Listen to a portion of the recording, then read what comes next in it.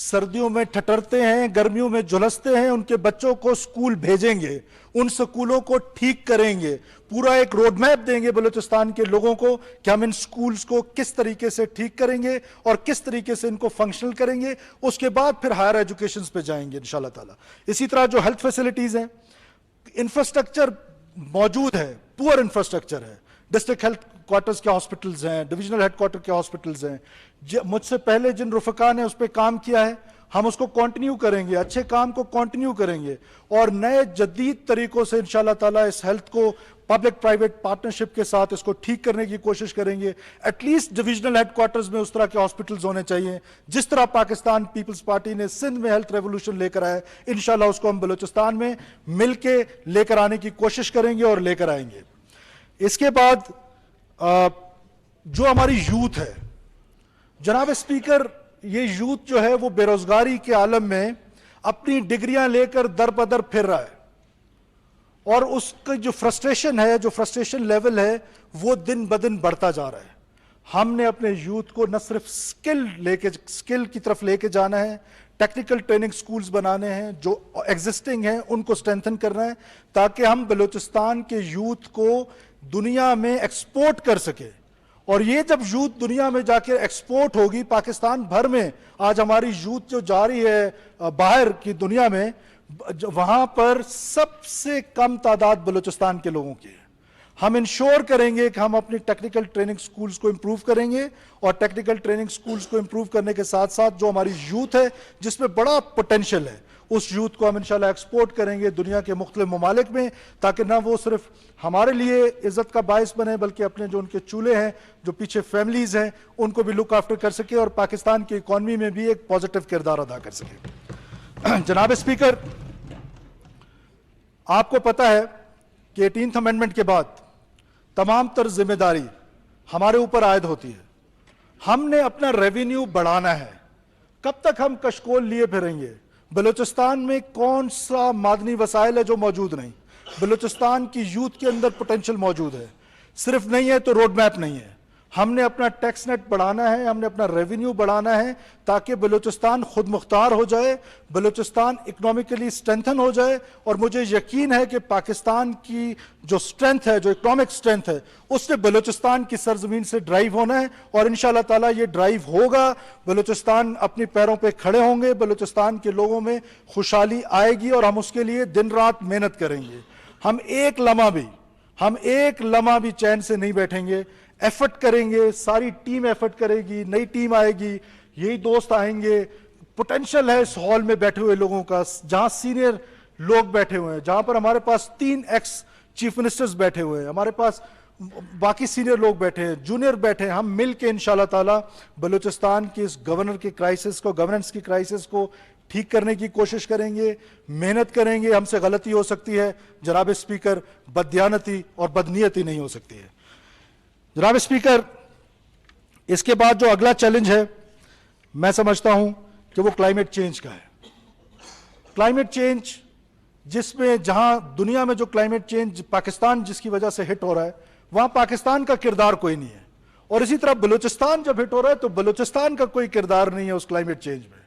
تو لہٰذا آج جس طرح ہمارے دوستوں نے کہا، گوادر کا، خاران کا، جہاں جہاں پر یہ فلڈنگ ہوئی ہے، اربن فلڈنگ ہوئی ہے، میں مولانا صاحب آپ پہلی فرصت میں آج یا کل انشاءاللہ آپ کے ساتھ گوادر کی گلیوں میں ہوں گے اور وہاں سے ڈی واٹرنگ کریں گے اور تب واپس آئیں گے. آخری چیلنج جناب اسپیکر، ہم سب کو پتہ ہے کہ ٹیررزم کا ہے. جب وائلنس ہوتا ہے کسی بھی معاشرے میں تو ریاست کے پاس رسپونڈ کرنے کے 2 ہی طریقے ہوتے ہیں، 2 ہی ٹول ہوتے ہیں. ایک ٹول ہے ڈائلاگ کا اور ایک ٹول ہے ڈیٹرنس کا. بلوچستان کے کانٹیکسٹ میں ہم پروموٹ کریں گے، پاکستان پیپلز پارٹی کی پالیسی ہے کہ پاکستان پیپلز پارٹی کسی بھی کانفلکٹ کو ریزالو کرنے کے لیے ڈائلاگ پہ یقین رکھتی ہے. ہم ڈائلاگ کریں گے، بار بار کریں گے اور بار بار یہ میسج دیں گے. اور آج اس پلیٹ فارم سے بھی ان نوجوانوں کو میں یہ میسج دینا چاہتا ہوں جو آج پہاڑوں پر ہیں، جنہوں نے وائلنس کا راستہ اپنایا ہے، وہ وائلنس کا راستہ ترک کریں اور واپس آئیں اور واپس آ کر مین سٹریم کا حصہ ہوں. پولیٹیکل سسٹم کا حصہ ہوں, پاکستان کے کانسٹیٹیوشن میں ان کے لیے جو رائٹس کی جدوجہد ہے, ہم سب مل کر وہ کرنے کے لیے تیار ہیں. ہم سب ان کے دست بازو بنیں گے, وہ آئیں اور یہاں پر آ کر مین سٹریم کا حصہ بنیں. پاکستان پیپلز پارٹی نے آغاز حقوق بلوچستان کی صورت میں اس سے پہلے بھی ایک پلیٹ فارم دیا تھا. پھر پرامن بلوچستان کے نام سے ڈاکٹر مالک صاحب کی گورنمنٹ میں ایک پالیسی دی تھی. ہم اس پالیسی کو ریوائیو کریں گے. ہم ان لوگوں کو بار بار دعوت دیں گے کہ وہ واپس آئیں, مین سٹریم کا حصہ ہوں, واپس آئیں اور اپنے ایک اچھے شہری بن کے پاکستان کی ترقی میں, بلوچستان کی ترقی میں, بلوچ کی ترقی میں ایک کردار ادا کریں, اور آ کے پاکستان کی کانسٹیٹیوشن میں جو بھی سٹرگل کرنی ہے وہ سٹرگل کریں. جناب اسپیکر, بلوچستان کو جب رائٹس ملے ہیں, چاہے وہ 1 یونٹ کا ٹوٹنا تھا اور بلوچستان کو پروونس کا سٹیٹس ملنا تھا, چاہے 18th امینڈمنٹ کی صورت میں صوبائی خود مختاری ملنی تھی, یہ ہمیشہ پارلیمنٹ سے ملی ہے. اور آج کے بعد بھی اگر کچھ ملنا ہے تو اس پارلیمنٹ سے ملنا ہے, اس آگسٹ ہاؤس سے ملنا ہے, اس آگسٹ ہاؤس کی سٹرگل سے ملنا ہے. بندوق سے جو ہے وہ وائلنس تو ہوتا ہے, قتل و غارت تو ہو سکتی ہے, لیکن بندوق کے زور پہ کوئی کسی کو رائٹس نہیں دے سکتا ہے.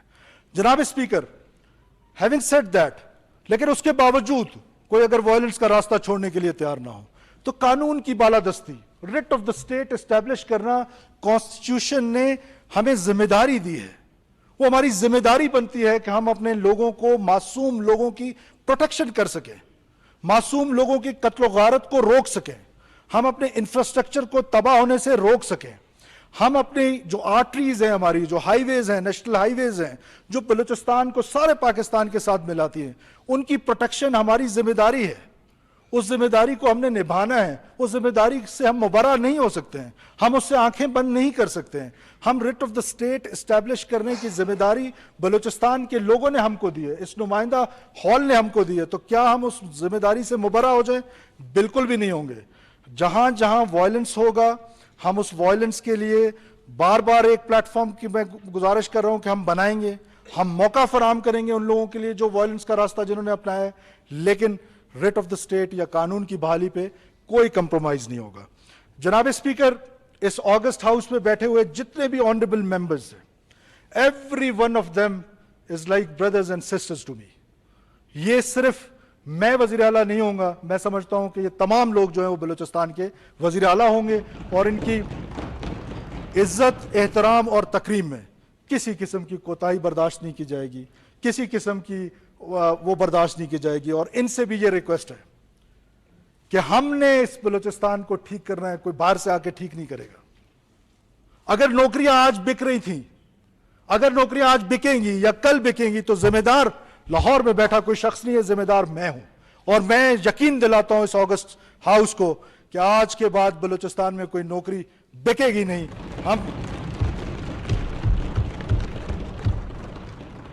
ہم ان نوجوانوں کو میرٹ پہ نوکریاں دیں گے. جو نوکری آئے گی انشاءاللہ تعالیٰ میرٹ پہ ملے گی. یہ جو بکنے کا سلسلہ تھا, یہ آج کے بعد سے وہ لوگ سن لیں, وہ لوگ سن لیں جنہوں نے یہ نوکریاں بیچی ہیں. آج کے بعد اس گھنونے دھندے میں نہ شامل ہوں.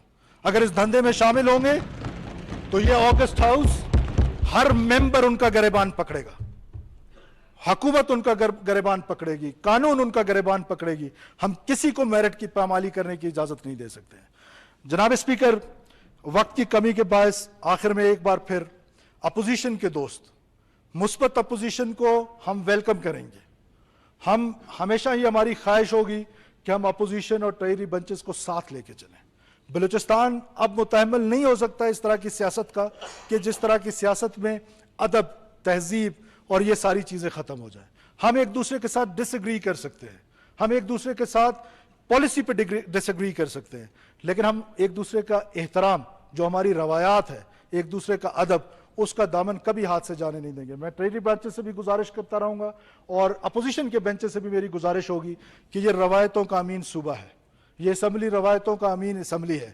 ہم اپنی روایتوں کو کبھی نہیں بھولیں گے, کسی صورت انشاءاللہ تعالیٰ نہیں بھولیں گے. جناب اسپیکر, آخر میں ایک بار پھر میں بلوچستان کے لوگوں کو یہ پیغام دینا چاہتا ہوں کہ میرے دروازے آپ سب کے لیے کھلے ہوئے ہیں. میں دن رات محنت کروں گا, میری ٹیم دن رات محنت کرے گی, اور ہم 16 سے 18 گھنٹے کام پہ یقین رکھتے ہیں. ہم 16 سے 18 گھنٹے کام کریں گے اور آپ ہمیں صرف کوئٹہ میں نہیں دیکھیں گے، بلوچستان کے دور دراز گاؤں میں دیکھیں گے، بلوچستان کے دور دراز ضلعوں میں دیکھیں گے، ڈویژنل ہیڈ کوارٹرز میں دیکھیں گے، اور ہر اس درد مند بلوچستانی کے پاس ہمیں پائیں گے. جو ہماری ہمبل کیپیسٹی ہوگی ہم اس کا ایشو ریزالو کرنے کے لیے اس کی دہلیز پہ انشاءاللہ تعالیٰ جائیں گے. اور یہ نمائندہ آگسٹ ہاؤس جتنے ممبرز آنریبل ممبرز بیٹھے ہوئے ہیں، ہم سب کی یہ ذمہ داری ہے کہ ہم اس گورننس کو امپروو کریں. اس گورننس کی وجہ سے ہمارے لیے باعث بدنامی ہے.